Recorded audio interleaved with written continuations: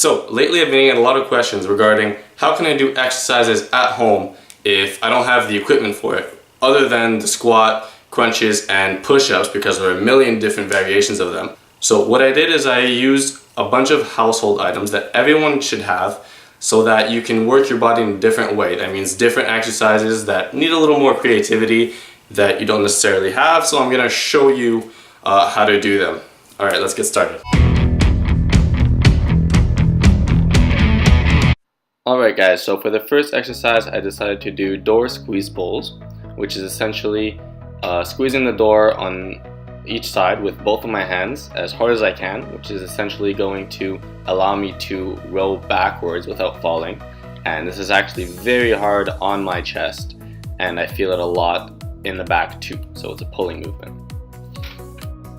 For my second movement, I decided to take a broomstick, put it across 2 counters, and have my feet on the floor and pull myself up. This is body weight rows. It works the back, biceps, back of the shoulders as well, and it should be relatively easy to perform depending on the height of the object you put the broomstick on.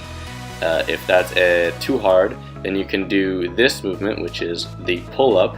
I use the same broomstick, but since my counters were too short, I had to do it in a seated position, which also works the core since I have to keep my legs up, and it's a lot harder to do. Number 4, continuing with the upper body movements. This is for pushing. I did body weight dips on the corner of a counter. This primarily works your chest, your triceps, and since everyone has a counter, we should all be able to do this in some form. Number 5, I decided to do Pike military press. I decided to do this one on a chair, but you can also do it on the wall with a handstand, but it's harder, and it works your shoulders and your triceps. Speaking of triceps, number 6, I decided to do Tricep Extension on the edge of a counter. Everyone has a counter, so everyone should be able to do this, and you really feel the burn in the triceps on this one. Number 7, you are going to grab a cooking pot. The bigger pot you get, the harder it's going to be because the more water you'll be able to fill up with it.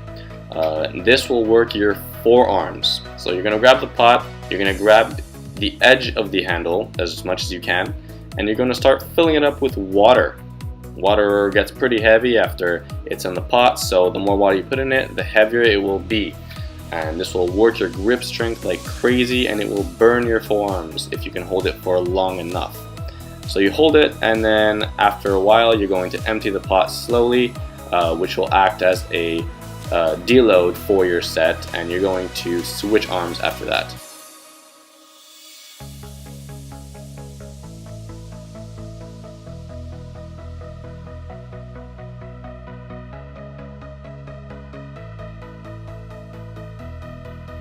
So let's get into the lower body portion of the exercises. This is number 8, reverse hyperextension. Here I use the edge of a counter in my house, but you can always use a table. So this is going to affect the lumbar region, your lower back, your butt, and your hamstrings.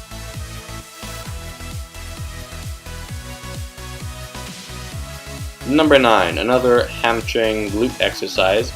I put my feet under the couch with a cushion for my knees, or else it's going to hurt. And I am curling mostly with my hamstrings, but I'm also using my hands to prevent me from hitting my face on the floor, which would be very painful. But this works the hamstrings a lot, and it tends to burn after a while, so it's a very hard exercise.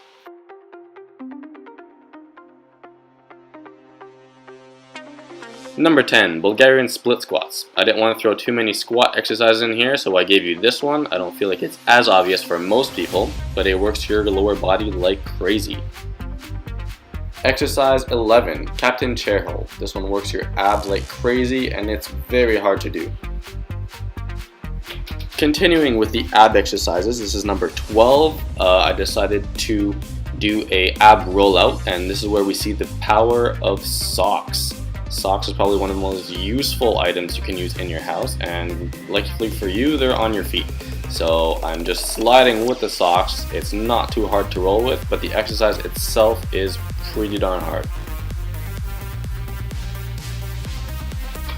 13, here we have a glute bridge variation where you slide with the socks towards you, and it works the hamstrings very well. Exercise 14, here we have mountain climbers with socks. This works your abs as well as your cardio quite a bit. Number 15, here we have pike crunches performed in a plank position. Usually performed with a stability ball, but here we used some socks and it's working my abs like crazy. Alright, the last one, number 16, here I decided to mess around and give you guys a bonus of chest flies with socks. Works the chest, very hard to balance.